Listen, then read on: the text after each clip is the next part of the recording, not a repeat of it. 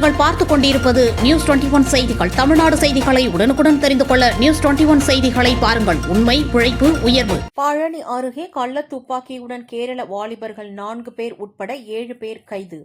ஒரு நாட்டு துப்பாக்கி, 6 தோட்டாக்கள், கேரள பதிவெண் கொண்ட 2 கார்கள் பறிமுதல். திண்டுக்கல் மாவட்டம் பழனியில் இருந்து கொடைக்கானல் செல்லும் சாலை மேற்கு தொடர்ச்சி மலையாக உள்ளதால் ஏராளமான மான், காட்டுப்பன்றி, யானை, காட்டு மாடு உள்ளிட்ட வன விலங்குகள் வசித்து வருகின்றன. இந்நிலையில் கொடைக்கானல் சாலையில் சந்தேகத்திற்கிடமான முறையில் 2 கார்களில் 7 பேர் நின்றுள்ளனர். அப்போது வனத்துறையினர் ரோந்து சென்றவர்கள் 7 பேரையும் விசாரித்துள்ளனர்.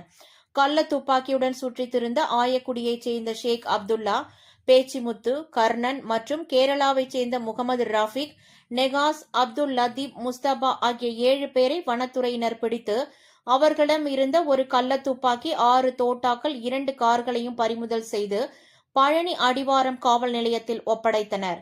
இதுகுறித்து பழனி அடிவாரம் காவல் நிலைய போலீசார் விசாரணை மேற்கொண்டதில் வனப்பகுதியில் வன விலங்குகளை வேட்டையாட கொண்டு வந்தது தெரியவந்தது. இதை அடுத்து வழக்கு பதிவு செய்து விசாரணை மேற்கொண்டு வருகின்றனர். பழனி கொடைக்கானல் சாலையில் கள்ள துப்பாக்கி மற்றும் கேரள வாலிபர்கள் உட்பட 7 பேர் கைது செய்யப்படும் 2 கேரள பதிவெண் கொண்ட கார் பறிமுதல் செய்யப்பட்ட சம்பவம் பரபரப்பை ஏற்படுத்தியுள்ளது.